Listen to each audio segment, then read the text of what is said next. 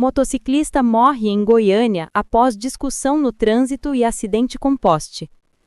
Um motociclista que trabalhava como entregador perdeu a vida em Goiânia na noite de domingo, 14, após uma discussão no trânsito seguida de um acidente fatal. Imagens capturaram o momento em que a moto e um carro seguiam em alta velocidade. O entregador perdeu o controle do veículo, que colidiu com um poste e explodiu. Um casal com uma criança de colo que estava na calçada por pouco não foi atingido. O motociclista foi socorrido, mas não resistiu aos ferimentos. O motorista do carro envolvido no incidente ainda não foi localizado. Dino ordena suspensão de repasses de emendas com indícios criminais e notifica a PF. Nesta segunda-feira, 15, o ministro Flávio Dino, do Supremo Tribunal Federal, determinou que o governo federal paralise os repasses de todas as emendas parlamentares onde a Controladoria Geral da União, CGU, identificou indícios de crimes.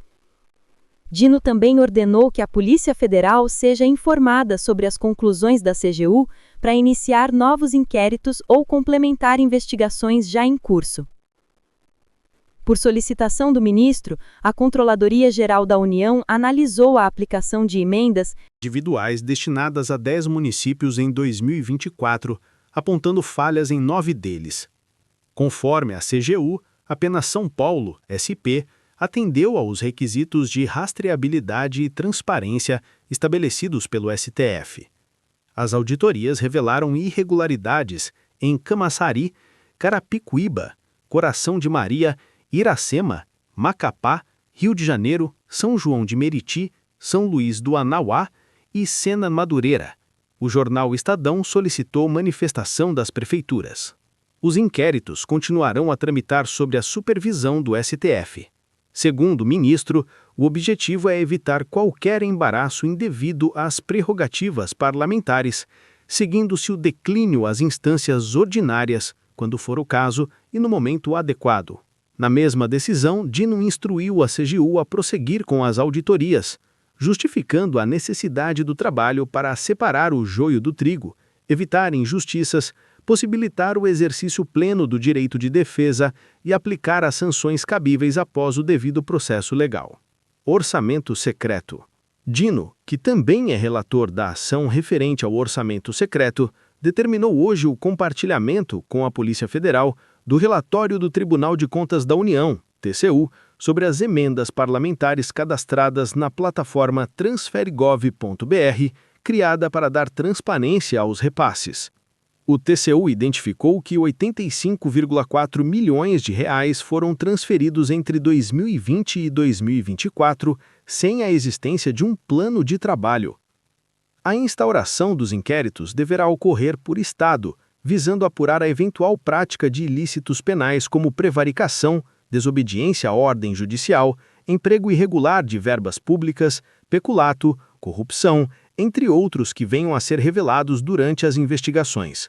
O ministro ressaltou que esses inquéritos inicialmente tramitarão na Suprema Corte, considerando que os fatos narrados podem estar relacionados a deliberações parlamentares, exigindo-se cautela para não infringir as prerrogativas dos membros do Congresso Nacional. Ele esclareceu ainda que qualquer solicitação para intimação de parlamentares para depoimento deverá ser devidamente justificada pela autoridade policial responsável e comunicada ao relator no STF. Valdemar Costa Neto admite planejamento de golpe, mas alega não ser crime por falta de concretização.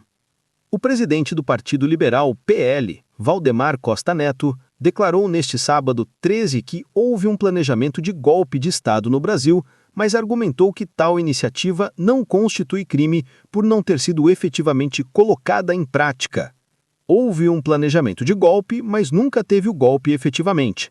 No Brasil, a lei diz o seguinte: se você planejar um assassinato, planejou tudo, mas não fez nada, não tentou, não é crime. O golpe não foi crime, afirmou Valdemar durante seu discurso no Rocas Festival. As declarações de Costa Neto surgem poucos dias após a condenação do ex-presidente Bolsonaro e de outros 7 aliados pelo Supremo Tribunal Federal por tentativa de golpe de Estado após as eleições de 2022. Na última quinta-feira, a primeira turma do Supremo Tribunal Federal, com placar de 4-1, condenou Bolsonaro e outros 7 réus considerados o núcleo central da trama golpista. Os ministros Carmen Lúcia e Cristiano Zanin votaram a favor da condenação, seguindo o entendimento do relator Alexandre de Moraes, que já havia sido acompanhado por Flávio Dino. O ministro Luiz Fux, por sua vez, divergiu dos demais membros da primeira turma. Rubio anunciou que o ICT reagirá à condenação de Bolsonaro nos próximos dias. O secretário de Estado dos Estados Unidos, Marcos Rubio, informou em entrevista nesta segunda-feira 15 que os Estados Unidos anunciarão nos próximos dias medidas em resposta à condenação do ex-presidente Bolsonaro PL. Ele não detalhou quais seriam essas ações. A maioria da primeira turma do Supremo Tribunal Federal, o STF, decidiu condenar Bolsonaro e outros 7 réus por tentativa de golpe de Estado e 4 outros crimes em julgamento concluído na quinta-feira 11. O ex-presidente foi sentenciado a 27 anos e 3 meses de prisão. Em entrevista à Fox News, Rubio classificou os ministros do STF como juízes ativistas que, segundo ele, perseguiram Bolsonaro. O secretário também alegou que a corte tentou punir cidadãos americanos por meio de medidas extraterritoriais. Portanto, haverá uma resposta dos Estados Unidos a isso, e teremos alguns anúncios na próxima semana sobre quais medidas adicionais pretendemos tomar, afirmou. Já na quinta-feira anterior, Rubio havia prometido que os Estados Unidos responderão de forma adequada a essa caça às bruxas contra Bolsonaro. O ex-presidente Donald Trump também classificou a condenação como terrível e se disse muito insatisfeito com o julgamento, comparando o caso aos processos judiciais que ele próprio enfrentou. Isso é muito parecido com o que tentaram fazer comigo, mas não conseguiram de jeito nenhum. Mas só posso dizer o seguinte: eu o conheci como presidente do Brasil, e ele é um bom homem, declarou Trump. No mesmo dia, o vice-secretário de Estado dos Estados Unidos, Christopher Landau, afirmou que a relação entre Brasil e Estados Unidos vive seu ponto mais sombrio em 2 séculos. Tarifas e ameaças anteriores. Em julho, Trump enviou uma carta ao presidente Luiz Inácio Lula da Silva, PT, anunciando tarifas de 50% sobre produtos brasileiros importados pelos Estados Unidos. Naquela ocasião, ele justificou a medida, em parte, pelo que chamou de caça às bruxas contra Bolsonaro.